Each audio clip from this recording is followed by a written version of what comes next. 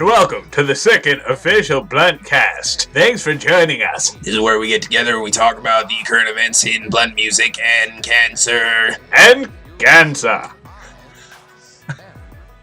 Hi, and welcome to the second official BluntCast, where we get together and we talk about the current issues in blunt music, as well as any other bullshit we feel like chatting up.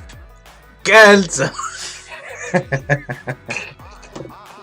I'm sorry. Your mom and dad don't like my tape.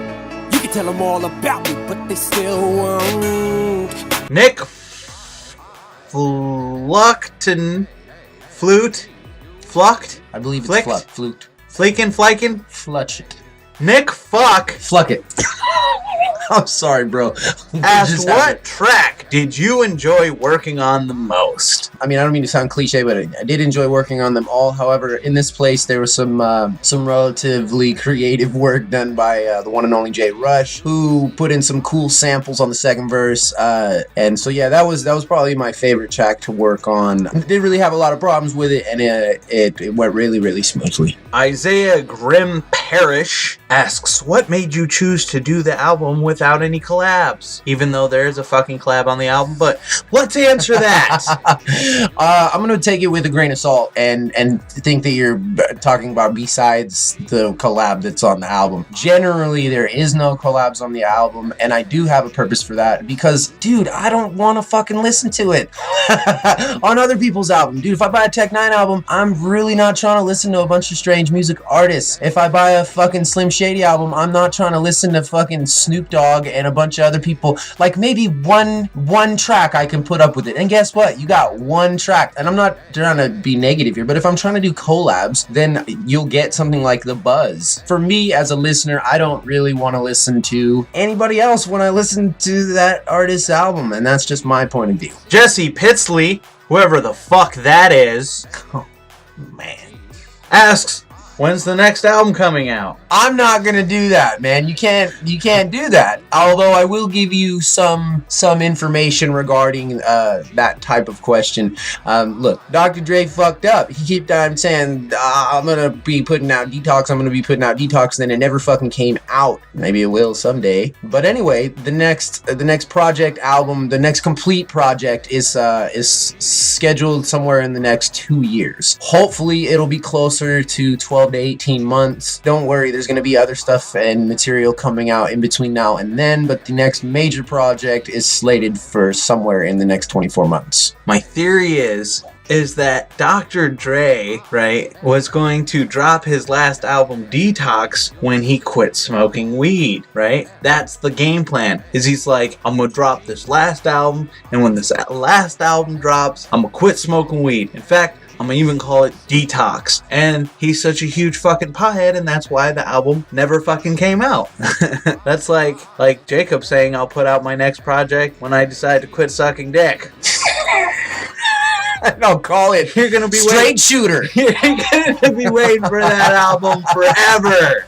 Angel Bird asks, what inspired you to do the song Just Because I'm White That Doesn't Mean That? It addresses stereotypes, essentially, that basically, like, if you're white, you can't rap, or if you rap, you don't make real music, or if you make music or are an artist of some kind, then you've got to be making money. And then essentially that once you make your money, that please walk us through the chorus while you're at it. I just did. But essentially, the funny thing, there is actually a tidbit of information that not a lot of people know. That song was originally featuring a rapper from the East Coast area. His name's F.a.T. He's associated with a well-known battle rapper named DZK. And in the computer crash of 2008, we totally lost that verse. And we tried to get a hold of him and we couldn't. So that song got cut to 2 verses. And actually, I was going to leave the second verse open for people to freestyle to, but that was not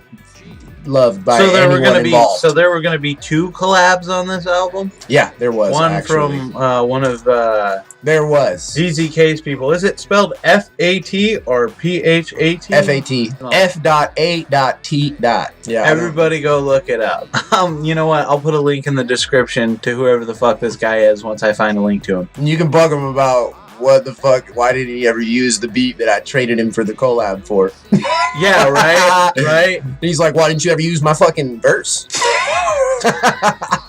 Because Jay's computer's a piece of shit. Isaiah motherfucking Grimm motherfucking Parrish asks a second question, which apparently is going to be okay on this show. Huh? What's your main musical influences? Because it's obviously not just rap. I like a lot of different kinds of music, but as far as my own creation of music and making beats and instrumentals, I really like progressive stuff that takes you from one end of the spectrum to another.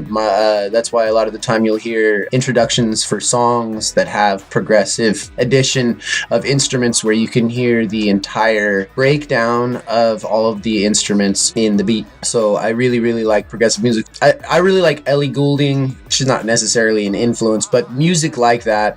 I like top 40, not what's in the top 40, but top 40 style, because generally top 40 has no like rough edges. It has, I mean, there's a lot of really, really cool shit that can be leaked into the top 40. So I like to listen to the mainstream and try and pick apart what are the best parts of it. And you like the Beatles, right? Yeah, they don't influence me per se. Today I'm wearing my John Lennon shirt. Dead. My mom used to make this joke all the time when I was a kid. She'd be like, what would it take for a Beatles reunion to take place? And I was like, what, Mom? And she was like, 3 more bullets. But, you know, that was before that was before George Harrison passed, so now it's 2. Jesse Pidley. Pidley? Did I pronounce it right? Pidley? Yes, when's the next show? The next show is going to be somewhere around the beginning of summer, so figure mid to late June, month and a half to 2 months. In the meantime, we have plans to make the show magnificent. Dazzle. We're gonna be Dazzle the show. Dude, do you see how my camera does like it? The lighting fucks up when I it's adjusting. Bitch. Jesse asks also, if you had to do an album featuring local artists, like if you had to, who would you use? That's really an interesting question, because the answer is nobody. Because I didn't. But nonetheless, it's not that I'm not a fan of anyone locally or don't think that anybody should be featured on an album of collaborations that are local. If I have to choose, I'd get Puget out of retirement for at least one track for sure, because it's the right time. I would get HP and Miz probably on separate tracks, because together they're cool, but apart they do have their own separate styles. They are a part of Real Life Click. I would employ Izzy for probably 2 or 3 of the beats. I would employ Smoke on 2 or 3 of the beats. I would probably get Delta on 1 or 2. I'd get Jay on 1 or 2. I'd probably have Tony do most of the graphic work on the album. We might outsource some of the work to a local tattoo artist, John. From Breathe Easy, I would definitely get Zeke, and then I would also get a separate track from Bones. Would you? Sorry, Ill. Would you rap? I always call you. I'll just do your Bones, man. But Ill Defined, I get him on a track too. Would you let me rap on a track? Maybe. Are you talking about Mummy Status? Mummy Status? Yeah, I rap like a mummy. I used to be a rapper. Me and Jacob here actually have a song we did. Yeah. Actually 2 songs. I'm hungry. Wait, we have 3 songs. One of them never got released, but it's sitting on my... That's actually how Tony and I were introduced for the most part. Is Jay would keep asking me, he'd be like, Tony has this request, and he was like, can you do this shit? And I'm like, no, I mean, I guess. And I'd just do this work for him. And then, you know, one day we were riding a bus, and he's like, look at this project you did for me. And I'm like, I don't remember doing that. 3 songs. In fact, I'm going to post links to all 3 of those songs in the description below, and you can hear your boy Tony rap. You can also hear Jacob from 81-pound balls. From way back in the 7-inch long. Like songs that are like easy baby. 2000. These songs are like 2006. He's so lazy. Yes. Looking for tickets to the club. It's a dog. Will we ever give up? Angel Bird asks, if you had to pick one track on the album to play on repeat, I don't know if that's for a day. I don't know if that's a week. I don't know if that's for all eternity. Which one would you choose and why? Probably I Am a G, because It's probably the most fun track on the album. It puts me in the best mood. A lot of the album is really kind of negatively oriented and angry and aggressive, and I Am a G is definitely, for me at least, more laid back, and that's probably I Am a G. Fun fact, I was actually on that song. Watch. Go ahead, do your verse. Oh, can you tell me what the definition of G? That's not true, though. He wasn't Elvis, but he wishes that he was that part of the track. Fun fact, though, about that track, even though that is the only feature track on the album, the entire album was still written by one person. And if you go through like your favorite Slim album, I want you to look at the writing credits on that bitch. Go through your favorite Tech 9 album, look at the writing credits on that bitch. Some interesting shit, man. Stand, written by Britney Spears. About Kevin Federline. Narrated by Stan Marsh. Connor Tuggle asks, Connor Tuggle. That's a funny last name, Tuggle. I'm just tuggling your leg. That's fucked up. Did you make all the beats? Yes, I did. However, there was a couple beats on the album that were started by a couple other people. Namely, In This Place was started by Paul Bordwell. I saw some shit that I really liked in what he was doing, and I was like, scoot. Was that his piano piece? I wish that I would have had the original to show you what he had. It was not the same thing that it is now. However, it was enough of what it is now for me to go, yeah, I like that. Actually, he did stick around for the rest of the production on the beat, so shout out to Paul on that one. And also, You Don't Belong Here, but that was started by Jay Rush, and I redid that beat. I changed some of the samples, I added the bass line, I redid the drums, but the general scope of the track, including some of the melody with the saxophone and another instrumentation, was Jay Rush. I wish I could show you what both of them were beforehand. It's not that they were bad, I just saw something in them that I really wanted to co-opt for what I was doing. However, when I did, I had no idea that Blunt was going to even exist. Any other songs? I mean, obviously I'm Not Marshall is inspired by the Slim Shady song I'm Not Marshall, or I'm just Marshall. Yeah, but musically, no. No. This song based on a true song. Nope. Yep. The rest of them's me. Mushtag Ahmed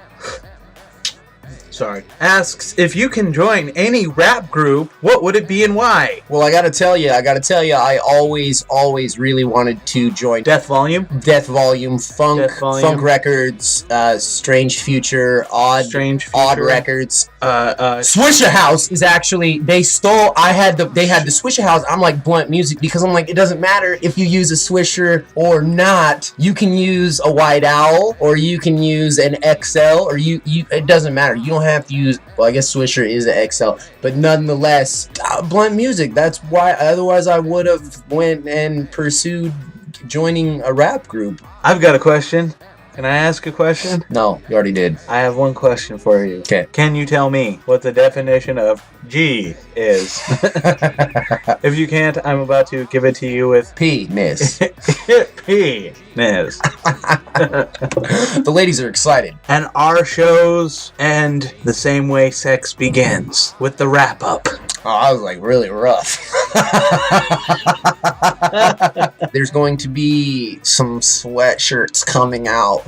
Yeah, it's going to be fucking sweet. We'll probably be looking at the beginning of summer for that release schedule for sweatshirts. And if you're really super duper interested, make sure to inbox either me or Tony about the sweatshirt order and say, hey man, I really need one of those and this is my size. We got the fucking sweatshirts coming. We got more merchandise like stickers and whatnot. We got the Buzzz that's fucking in full swing. Not only is The Rain coming out on the 1st, so that's the next Buzzz track, there's also like 7-8 people that are slated all the way from fucking Philly to California that are scheduled to be doing this.